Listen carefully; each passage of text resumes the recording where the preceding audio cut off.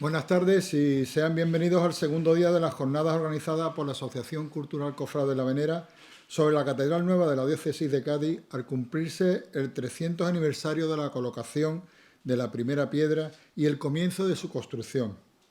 Para el día de hoy, al igual que en su primer día, contamos con dos ponentes de excepción. Nuestro primer ponente de esta jornada no es otro que don Lorenzo Alonso de la Sierra Fernández. Don Lorenzo es licenciado en Filosofía y Letras en la especialidad de Historia del Arte por la Universidad de Sevilla y doctor de Historia del Arte por la Universidad Autónoma de Madrid. Académico de la Real Academia de Bellas Artes de Cádiz. Trabajó como historiador del arte en la Delegación Provincial de Cultura y ha sido profesor de enseñanza secundaria. Miembro del Ateneo de Cádiz. También ha sido miembro de la Comisión Provincial de Patrimonio Artístico de Cádiz, Jerez y San Fernando. Asimismo, ha formado parte de la Delegación Episcopal de Patrimonio de Cádiz y profesor de la Escuela de Arte Cristiano del Obispado de Cádiz-Ceuta.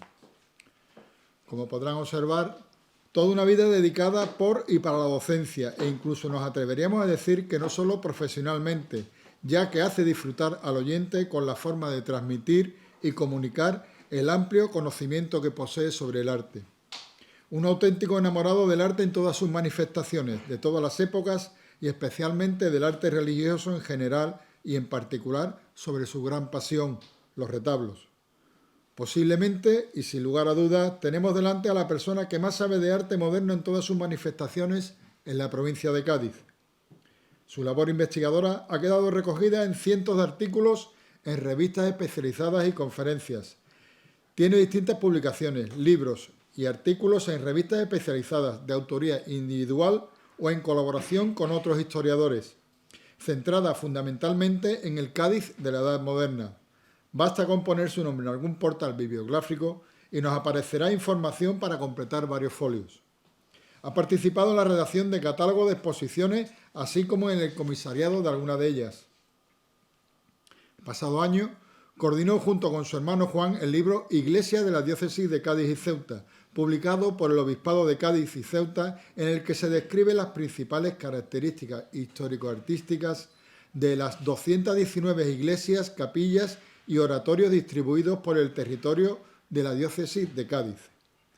Insistir en el esfuerzo que ha supuesto participar en esta jornada en las fechas previstas, ya que solo estaba disponible en Cádiz de jueves a domingo. Y ya sin más, damos paso a don Lorenzo Alonso de la Sierra Fernández y a su ponencia El camino hacia una nueva catedral para Cádiz.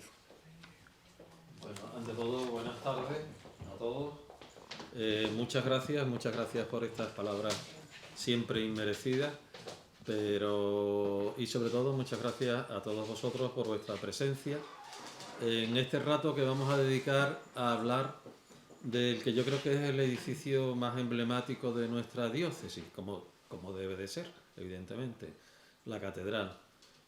Y una catedral que de algún modo, de algún modo no, de todos los modos, va íntimamente unida a la propia evolución de la ciudad, como es lógico. Y por eso he querido empezar con esta fotografía que me ha dejado mi buen amigo José María Reina, esta espléndida fotografía, en la que muchas veces una imagen vale más que 1000 palabras, ¿verdad? Y ahí tienen ustedes, yo no sé si esta luz sería más conveniente apagarla, porque yo lo veo muy bien en la pantalla, no sé si ustedes lo ven igual. Fíjense ustedes, aquí tenemos la Catedral Vieja, que todos conocemos, para los gaditanos Santa Cruz, de toda la vida, con sus dimensiones modestas, y aquí tenemos la Catedral Nueva. Es decir, el salto para pasar de esta iglesia a esta iglesia es un salto, ese salto que estamos conmemorando precisamente este año y que ya termina los 300 años del comienzo de esa obra, es un salto que está cuajado de acontecimientos, un proceso histórico en el que ocurren muchas cosas que yo voy a intentar resumirles aquí y que gracias a las iniciativas que se organizaron en torno a esta conmemoración del 300 aniversario, bueno, pues los archivos me han facilitado muchos datos, muchos de los cuales hasta ahora pues no se habían conocido o a lo mejor no se habían puesto en relación con un contexto. Otros muchos, por supuesto, sí que se conocen, ¿eh? Vamos a empezar, como es lógico, por el principio. Es decir, ¿qué significaba para la ciudad de Cádiz tener una catedral nueva? No es casualidad que esa catedral surja, precisamente la idea surge y cuaja en 1717. 1717, aunque había surgido un poquito antes, la idea, me refiero del actual edificio de la catedral nueva.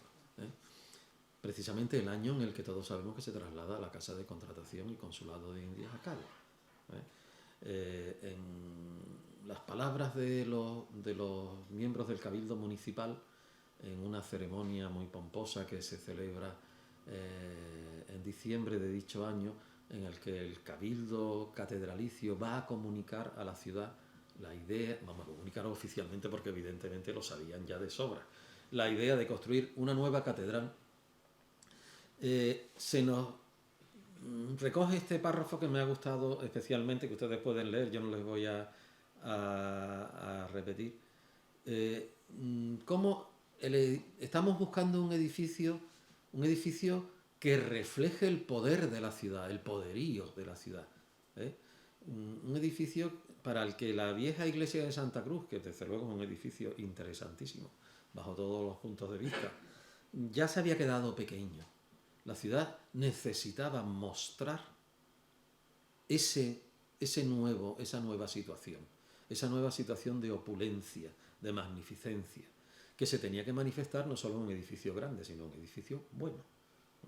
Y más en una ciudad, como nos recuerdan muy bien los capitulares, una ciudad tan visitada, tan abierta al mundo, una ciudad dominada por una idea fundamental, que es la idea del negocio, del dinero, del comercio. Y para el comercio no hay herejes, no hay protestantes, no hay calvinistas, no hay hugonotes, no hay nada. Lo que hay es dinero, evidentemente. Pero claro, estamos en el antiguo régimen. Y así están diciendo cómo, callándose esa idea digamos, del espejo del progreso de la ciudad, este edificio servirá de confusión a aquellos que no siguen la verdadera fe y a la vez los estimulará a abrazarla. Algo que está dentro de la más clásica mentalidad contrarreformista, que indudablemente es la que está reinando en este momento. Otras cosas son las cuestiones estéticas. A mí me gusta siempre que pueda analizar un fenómeno artístico como un fenómeno cultural. Es decir, no solamente es una cuestión estética, que todos sabemos que es muy relativa y muy, digamos, muy subjetiva, porque depende del gusto de cada uno, pero ante todo y sobre todo estamos ante un bien cultural de primera magnitud por muchos motivos. Y uno de esos motivos, espero que sea un pequeño grano de arena, sea el proceso que lleva a que se dé comienzo. Yo me voy a quedar en la colocación de la primera piedra. No voy a contar nada sobre la catedral, que ya otras voces, como por ejemplo la de Carlos, se encargarán de ilustrarnos sobre ella. Todos conocemos esa pequeña ciudad medieval de Cádiz, que es tan llamativo, el hecho de que casi toda la ciudad se asiente sobre un solo edificio romano. Nos está diciendo un poco cómo la Edad Media, que tampoco fue tan trágica ni llegó a desaparecer Cádiz como se ha afirmado muchas veces, sobre todo en la Baja Edad Media, en el siglo XV. Ahora mismo se están realizando estudios muy interesantes y el comercio con África era muy importante, pero no dejó de ser una pequeña ciudad, el recinto del barrio del Pópulo, los arrabales, y ahí vemos la catedral primitiva, que era ni más ni menos que la adaptación de la antigua mezquita. Todavía vemos ahí en la torre del Yamur las tres bolas que solían rematar las mezquitas en esta vista de 1513 de Cádiz. Y esa mezquita, que evidentemente en el siglo XIV, como tantas iglesias mudéjares de nuestro entorno, caería con los terremotos de mediados del siglo XIV, y se construyó una iglesia mudéjar al estilo de las cientos que hay en el Reino de Sevilla, de 3 naves, como nos dicen algunas crónicas, pesada, una iglesia que desde luego no tenía el carácter catedralicio. La idea de que la diócesis contara con una catedral digna, una catedral potente, estamos en una zona dominada por una gran catedral, una zona que saben ustedes que se le quitó a Sevilla, la diócesis de Cádiz se le quitó a Sevilla, digámoslo así, ¿eh?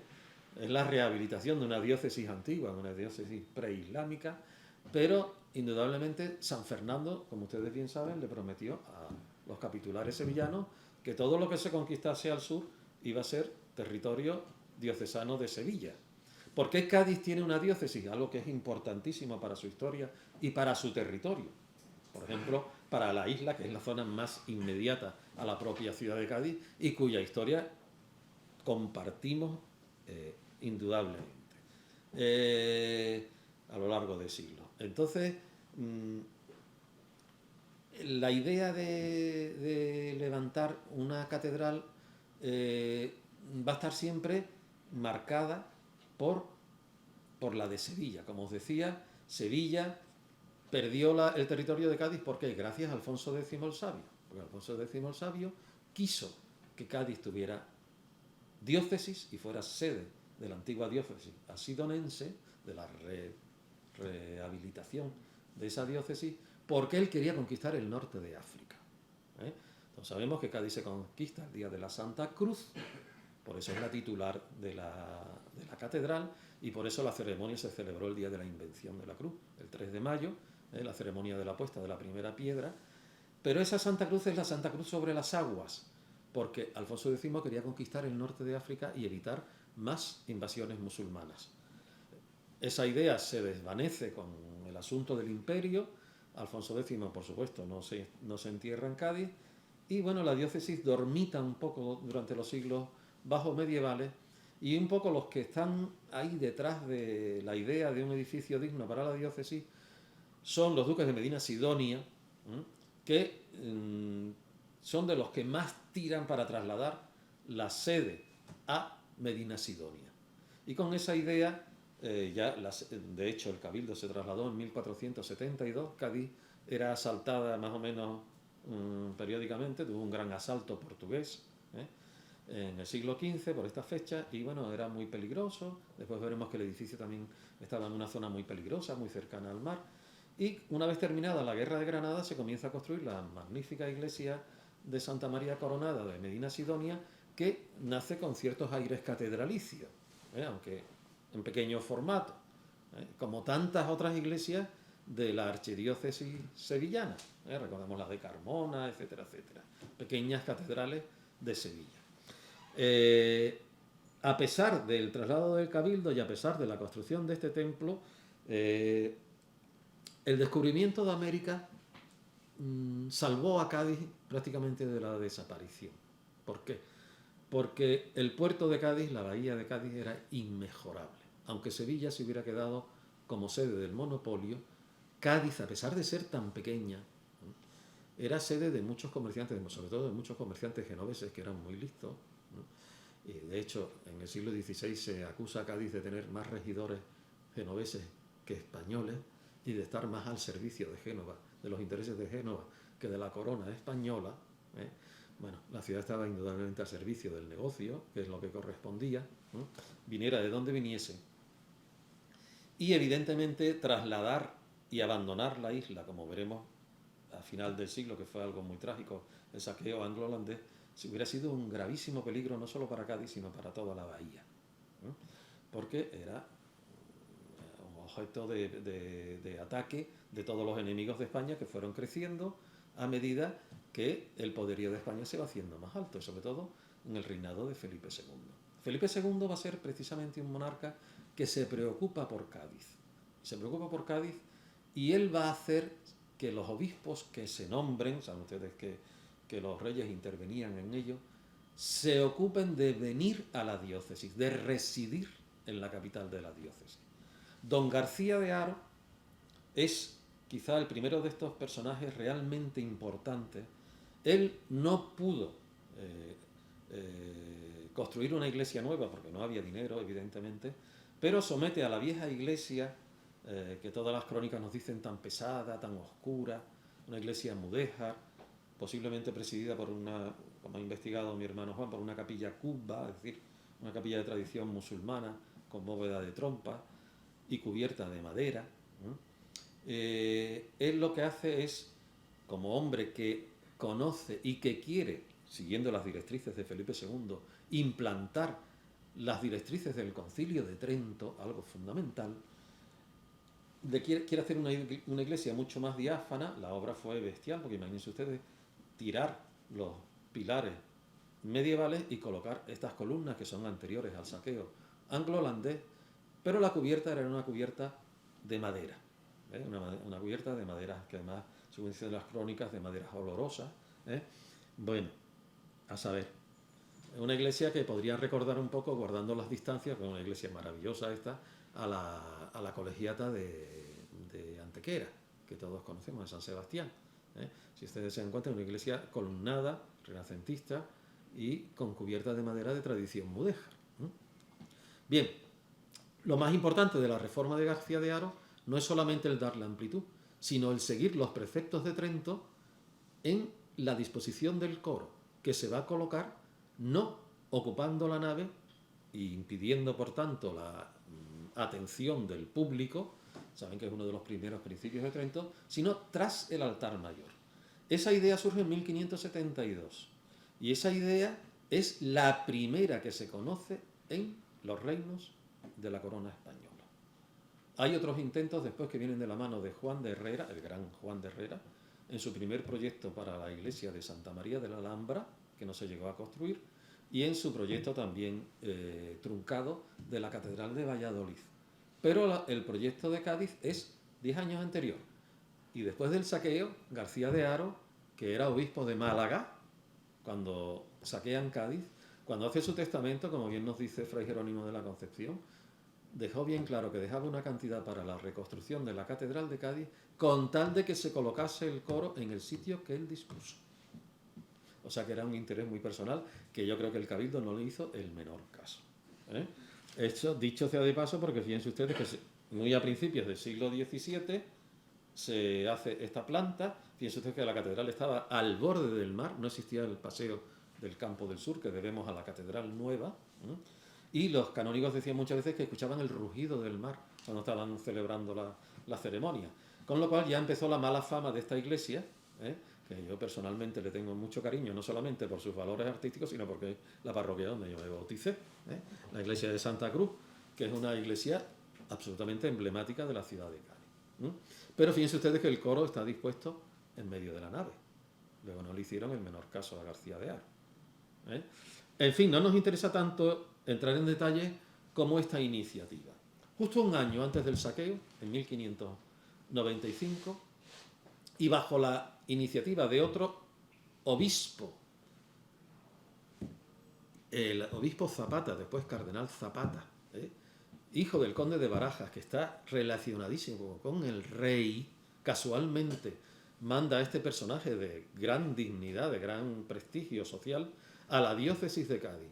Este hombre hace toda esa serie de reformas que yo le he puesto aquí, es decir, la sigue adaptando a Trento, convoca al sínodo, se redacta las constituciones sinodales que eran fundamentales, incluso financia parte de la muralla, la zona de la Puerta de Sevilla, de su propio bolsillo, con lo cual había un interés marcadísimo ya. Se estaba empezando a pensar en fortificar la isla de Cádiz, porque los enemigos de la corona, sobre todo de Inglaterra y Holanda, cada vez eran más osados, ¿eh?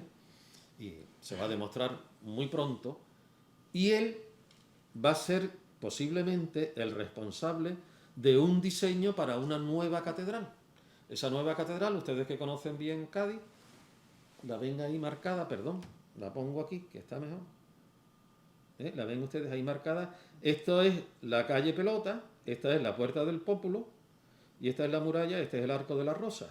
Aquí nos está marcando una gran catedral, de final del siglo XVI, que tuvo la mala suerte de proyectarse en 1595, cuando solo faltaba un año para que las tropas inglesas y holandesas saquearan la ciudad y dieran al traste con ese proyecto. Pero fíjense que ya es el segundo obispo, digamos, de patrocinio, de intención filipina de Felipe II, que va a intervenir en la catedral. Ahí está el proceso de cambio en marcha. ¿Cómo sería esta catedral? Eso es algo muy interesante. ¿Quién sería el responsable de su fábrica? Hay un informe, ese plano y el informe los ha estudiado José Calvo López, en un interesantísimo artículo en el que Tribucio Spanocchi, saben ustedes que es un ingeniero militar que se estaba ocupando que tuvo muchas peleas con Cristóbal de Rojas después del saqueo, se estaba ocupando de ver cómo se iba a fortificar la ciudad, ¿no? Muchos proyectos, etcétera, etcétera. Y muchas veces se ha dicho que el diseño de esta iglesia era de Francisco de Mora, un herreriano 100%, como todos sabemos, ni mucho menos. Lo que dice el informe es que tanto él, Spanocchi, como Francisco de Mora conocían el proyecto, le informan positivamente, pero evidentemente a la baja. Tanto el arzobispado de Sevilla como el rey dicen que hay que abaratarlo al máximo. ¿Eh? Fíjense ustedes que es un asunto de Estado, de Iglesia y de Estado. ¿Eh? ¿Por qué? Porque es una ciudad espejo, digamos. Y Francisco de Mora sí alaba al arquitecto, al diseñador, y dice que es una persona que tiene talento para ejecutar puntualmente cualquier orden que se le diere. Luego era alguien de prestigio. ¿Quién fue? No lo sabemos. Yo les voy a hacer una propuesta que está absolutamente en el aire, es decir, no tiene ninguna base. Pero he encontrado algo, se ha escrito sobre algo que a mí me ha llamado mucho la atención, y es la presencia en nuestra diócesis por estos años de un maestro llamado Agustín de Argüello. Agustín de Argüello trabaja en varias iglesias. Trabaja en la iglesia de Vejer, no tiene más remedio que seguir el proyecto tardogótico, que se quedó parado en la cabecera, pero también trabaja, sabemos por un escrito de su viuda, que trabaja haciendo la portada de la iglesia de Medina Sidonia y la torre de Medina Sidonia. Esta portada a mí me ha llamado muchísimo la atención siempre, tanto por su diseño como por las propias esculturas, que son absolutamente ajenas a lo que se está haciendo en la arquitectura religiosa del Reino de Sevilla en este momento. Esta es una portada calcada de las formas herrerianas del Escorial. Quien ha hecho esto conoce el Escorial a la perfección y se ha formado ahí. Teniendo en cuenta que el obispo viene de la corte y que lo que está más en boga en este momento es Juan de Herrera y sus grandes proyectos en la continuación del Escorial, que como sabemos no había iniciado él, o la Catedral de Valladolid, creo que hay una pista ahí que puede ser interesante. Simplemente nos falta la confirmación. ¿Quién es Agustín de Argüello? Agustín de Argüello sabíamos simplemente que nace en Toledo. Otra casualidad. Y fíjense ustedes que en un artículo de Agustín Bustamante me encuentro estos datos tan interesantes. Él mismo, cuando opta a los trabajos de cantería de la puente segoviana de Madrid, el puente de Segovia de Madrid, que diseña Juan de Herrera, nos informa que trabajó en el Escorial personalmente, luego conocía el monasterio a la perfección. Y va a trabajar en otras obras como cantero diseñadas por Juan de Herrera. Siguiendo a Bustamante, yo creo que esto le daría absolutamente la razón, y es cuando dice que el puente de Segovia es un poco como el núcleo en el que se forman toda una serie de canteros, de maestros, que van a difundir las ideas herrerianas, y sobre todo las van a difundir hacia el sur, donde está la opulencia. No es una portada ni una arquitectura al estilo, digamos, de los grandes maestros sevillanos, que son mucho más manieristas. Es una portada esta de Medina, creo que interesantísima, que por si alguien tiene duda, aquí les traigo la evidencia, es decir, sigue exactamente y rigurosamente los cánones del monasterio del Escorial. Si ustedes recuerdan, la planta de la iglesia es una iglesia rectangular, según un modelo que se va a exportar en las grandes catedrales americanas, como la de México, por ejemplo. Y esa planta rectangular se está dando también en la tristemente inconclusa o simplemente iniciada Catedral de Valladolid, uno de los edificios más interesantes con los que hubiera contado el Reino de España si se hubiera terminado. Porque además no solo no se terminó, sino que se le hicieron una serie de estropicios horrorosos. Pero bueno, algo queda, ¿no? Y podemos imaginar que algo por el estilo, y esto es absoluta fantasía, que algo por el estilo es posible que fuese ese proyecto. Fíjense ustedes en un Cádiz que todavía sigue siendo muy pequeño, muy pequeño, que cuando le saquean los ingleses se saben que vivían, no recuerdo bien, pero unos 1900 habitantes, que eran 1900 cabezas de familia. Multipliquemos eso por 3 o 4 y tenemos una población muy reducida, con una sola parroquia, que va a mantener hasta el final del siglo XVIII. Bien, viene el saqueo, y en ese saqueo Cádiz está marcada porque también, como buena ciudad contrarreformista, está marcada por la herida que le infligen los herejes, esa herida que podíamos ver en la Capilla del Pópulo, que podemos ver en el cuadro de la Trinidad de Santiago, que todavía se puede ver perfectamente acuchillado, para que no olvidemos que esos que comercian por nuestras calles son los que son capaces de hacerle eso a las imágenes sagradas, en una época en que la imagen sagrada todavía hoy mantiene ese valor, pero tenía un valor espiritual muchísimo más elevado del que pueda tener hoy. Y ya desde el principio vuelven a salir las voces de que la catedral es una catedral corta, incómoda, con peligro de derrumbe porque está el mar ahí, pero evidentemente nos tenemos que conformar con la reconstrucción absolutamente magistral que hace Ginés Martínez de Aranda, dotándola de ese juego de bóvedas, de una nueva cabecera que, por desgracia, en los años 60, con un criterio muy equivocado de la restauración, yo creo que más bien de la intervención, se picó. Esta manía de sacar la piedra ostionera es la cosa más horrible que ha ocurrido en la bahía de Cádiz, porque nos ha librado de cientos de ejemplos de la policromía original que siempre cubría esa piedra. La piedra ostionera nunca se veía, ni en las murallas. Recuerden ustedes la famosa alegría de son de piedra y no parece, porque estaban pintadas y recogidas, entre otras cosas por motivos de conservación, encaladas, encaladas o pintadas, teñidas de rojo, etcétera, etcétera. Esta en concreto estaba pintada de blanco y seguro que tenía muchas molduras y muchas pinturas murales que se fueron con el sacado de la piedra. Pero bueno, vale. Aquí vamos a encontrar una nueva iniciativa. Estamos en el siglo XVII. La ciudad crece.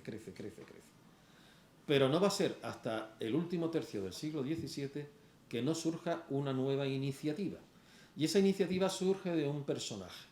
Ese personaje es un canónigo, Jerónimo Rabachero, que tendría que ser un señor de sumo cuidado, Fiesco, pertenece a una familia muy importante de la ciudad de Cádiz, y él, como se recuerda cuando en 1717 se va a visitar al ayuntamiento para comunicarle la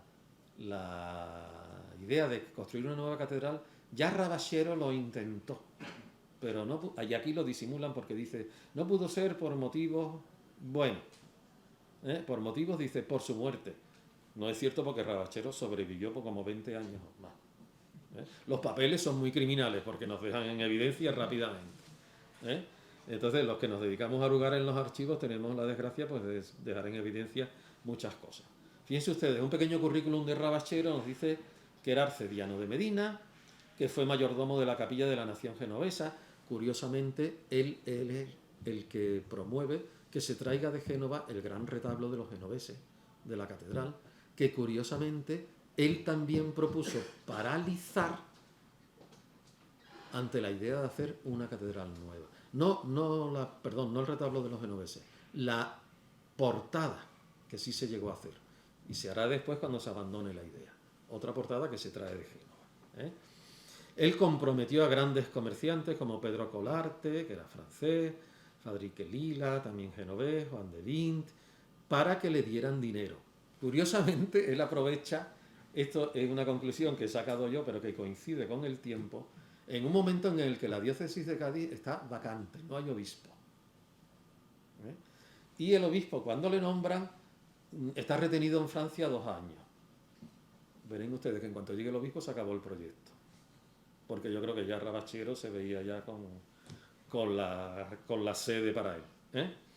Entonces, en su testamento, esto lo publica Rabina, es muy curioso, él mismo reconoce su carácter y dice: y te manifiesto que, llevado de la pasión propia de mi natural inclinación, he tenido varios intentos fundados en demasiado amor propio, de mejores dictámenes y de mayor utilidad y amor a la dicha Santa Iglesia Catedral. Es decir, que se pasó un poquito.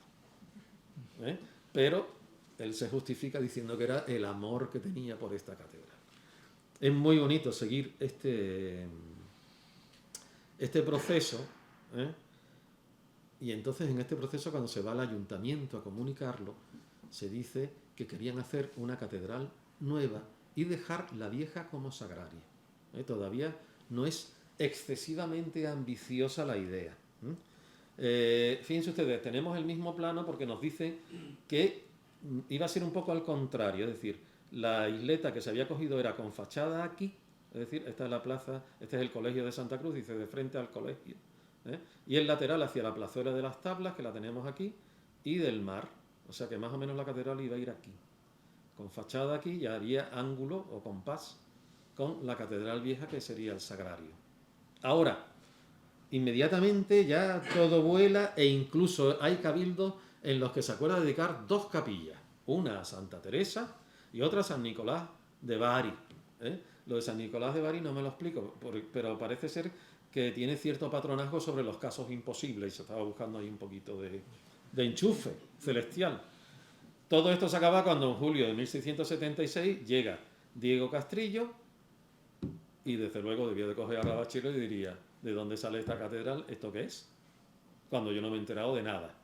Y se acabó, porque inmediatamente se dice: el dinero que se sacó del arca para la nueva catedral, que vuelva al arca otra vez. O sea, que no es porque se murió Rabachero, que siguió haciendo muchas cosas en la catedral vieja. Entre otras cosas, se preocupó de retomar el proyecto de la gran portada lateral, que desgraciadamente en el siglo XIX se desmontará. Sabemos, lo he podido comprobar, que hay 2 proyectos, uno de ellos de un arquitecto del que no sé nada, lo confieso, que es José Aragón, no sé de dónde sale, y otro muy interesante, porque dice: el maestro Moreno de Jerez de la Frontera, que no es más ni menos que Diego Moreno Meléndez. Diego Moreno Meléndez es un gran arquitecto, autor de obras emblemáticas de Jerez. Bajo mi punto de vista, la más lograda es la torre fachada de San Miguel, auténtico emblema de la ciudad, y fue quien tuvo a su cargo en 1693, 20 años después, muy importante, la reconstrucción de la iglesia colegial, que él va a concebir como un eco de la Catedral de Sevilla, como era normal, utilizando rasgos goticistas, como son los arbotantes, como son las bóvedas de crucería, pero que también conocía la iglesia de Santa Cruz, porque él, cuando hizo su plano, seguramente, vamos, segurísimo, vino a Cádiz, su maestro, Antón Martín Calafate, es autor de algunas iglesias muy importantes para la ciudad, los conventos que se están construyendo de San Agustín y de San Agustín creo, pero seguro, de Santo Domingo, y entonces él, imagínense ustedes, cuando realiza el diseño de Jerez, ¿a quién le encargan una catedral en esta época? Indudablemente tuvo en su cabeza el diseño de Cádiz, que lo tenía hecho de hacía 20 años. Y yo creo que podemos imaginarnos que esa colegial de Jerez actual es ni más ni menos de lo que él pensó en rasgos, en líneas generales, para la catedral fallida de Cádiz. Ya es la segunda fallida. Incluso hay unas piezas muy originales de la catedral de Cádiz que están sacadas de la catedral del Escorial, que ahora les voy a poner. Aquí tienen detalles goticistas, fíjense los propios pilares que recuerdan los baquetones góticos. Hay un edificio que es casi del siglo XVIII, que está relacionada con otros muchos edificios, como por ejemplo la Colegiata del Salvador de Sevilla, que se está construyendo por esta fecha. Pero encontramos asuntos muy sospechosos que nos hacen saber que él estudió la Catedral Vieja de Cádiz para diseñar esta nueva. Por ejemplo, los arcos peraltados elípticos que están en las naves laterales, a tener las naves de la misma altura, es una iglesia de salón, la Catedral Vieja de Cádiz, se utilizaron estos arcos sacados del Escorial que se repiten en las naves laterales de la Colegiata de Jerez. Entonces, hay ahí una sintonía muy interesante que nos puede llevar a pensar qué hubiera sido en un momento en el que Cádiz está lanzada, pero todavía no está en su cenit. No sé si será bueno o malo, pero este proyecto no se llevó a cabo, pero quedó guardado porque, no sé por qué franja horaria voy.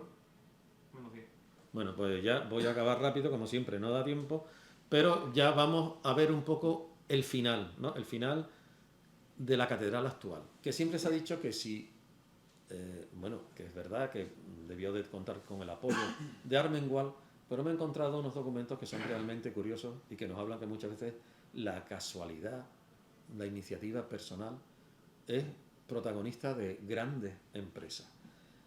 Aparece en un cabildo de 1716 la idea de hacer un viril de diamantes para una Virgen del Rosario que había en la capilla del Sagrario, y se dice, bueno, si en vez de gastar tanto dinero, ¿por qué no podíamos hacer una nueva iglesia y guardar este dinero para esa iniciativa?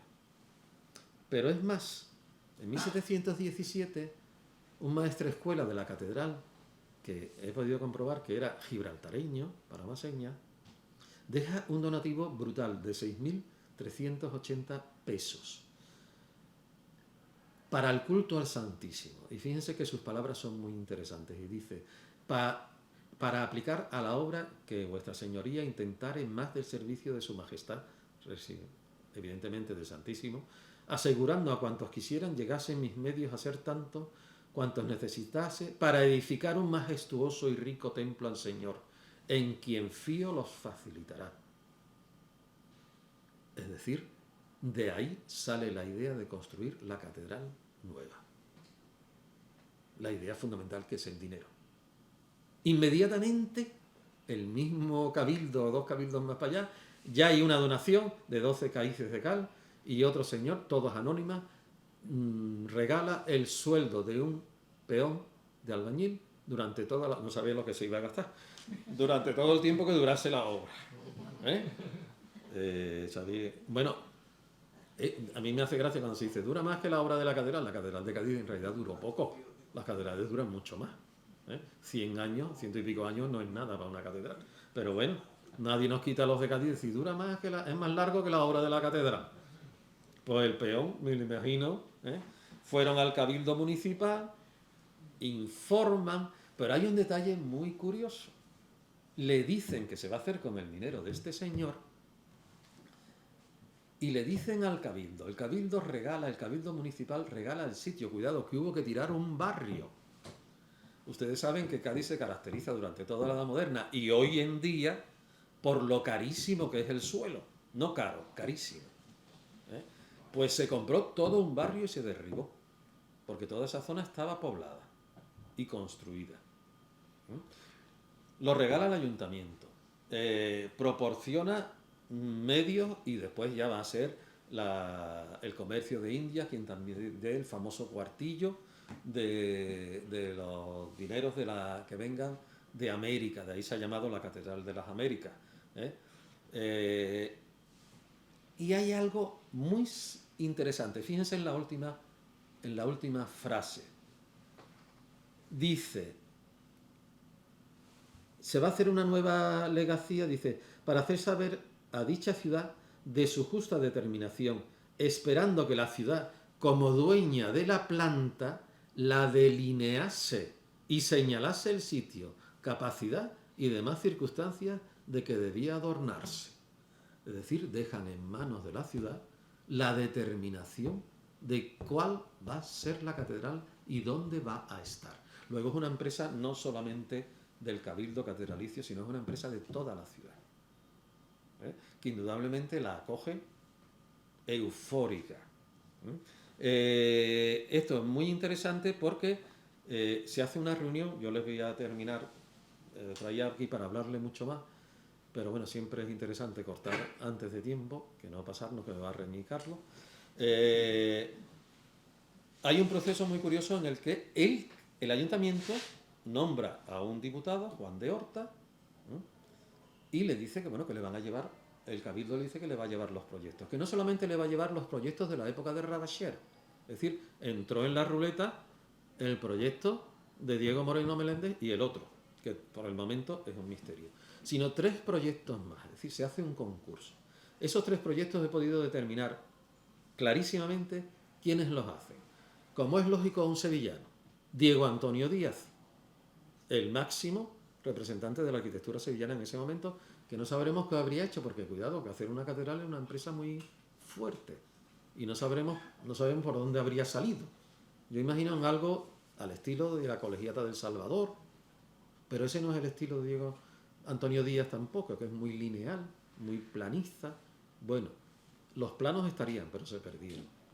José de Bada y Navaja, maestro de la Catedral de Málaga y vinculado a Granada. Curiosamente, los 3 que hacen el proyecto van a discernir qué fachada se hace para la Catedral de Málaga. Acero, Bada y Diego Antonio Díaz. Luego, de alguna forma, eran colegas. Y se escoge el de Vicente de Acero, un perfecto desconocido en la zona, pero que, como dicen estos documentos, es muy interesante, se trasladó a Cádiz a vivir, y de hecho se casa en la ciudad de Cádiz, antes de que le den la empresa, porque quería hacer esa catedral. La catedral la tenía él aquí. Desgraciadamente tuvo muy mala suerte, porque hizo un proyecto espectacular, absolutamente único, que todavía está vivo en gran parte del edificio que conservamos, pero que si se hubiera terminado hubiera sido espectacular. Saben ustedes que años más tarde, cuando se va de Cádiz enfadado, en cuanto muere Armengual, que debió de protegerle, se enfada con todo el cabildo y se va, pero deja unos escritos interesantísimos y después le encargan la reconstrucción de la Colegiata de Antequera y repite la planta de la Catedral de Cádiz, mejorada, con una serie de cambios. Es decir, tenía esa obsesión. Él es un hombre de formación granadina, se forma con Francisco Hurtado Izquierdo, un grande de la arquitectura, pero que también nos dice claramente que estuvo en Italia y que en Italia conoció la arquitectura de corte borrominesco. Por eso se mueve nuestra catedral de esa forma tan espectacular. También tiene soluciones de Guarino-Guarini, como esas bóvedas de crucería que iba a llevar, que no se llegaron a hacer. En cualquier caso, esto no forma parte de mi intervención, sino simplemente decirles que se conserva todo el proceso de la elección, que en parte ya se ha sacado a la luz en algún artículo, pero el proceso completo es muy curioso porque se toma la determinación de que sean los profesores de matemáticas de la escuela que después pasó a la isla, del observatorio, los que decidan. Hay un ingeniero que dice, bueno, yo soy ingeniero, yo puedo decir si la situación es buena, mala o peligrosa, pero yo no soy arquitecto, yo no voy a opinar. Pero sí que Francisco del Orbe es el que informa, escoge a Acero y dice que su planta es extraordinaria. En una sesión en la que dice el cabildo, lo vamos a hacer corriendo y cerrada la puerta para que no haya ningún problema, porque sabían que inmediatamente iba a surgir los partidarios de uno, de otro. Y después se le lleva al obispo. Va a Acero con el obispo y con Francisco del Orbe. Francisco del Orbe recomienda que se haga una maqueta, porque era tan complicada la iglesia que necesitaba de una maqueta que se hizo y desgraciadamente se perdió. Porque yo he encontrado los recibos para pagar la maqueta. Y en ese momento se le asigna la paga a Acero y el día 3 de mayo de 1722 se coloca la primera piedra. Y ahí tenemos todo ese proceso largo, complejo, que si fue largo y complejo este proceso, más lo fue todavía el de construcción. Pero un poco como, digamos, su libro de familia, ¿no? Sus antecedentes. Muchas gracias.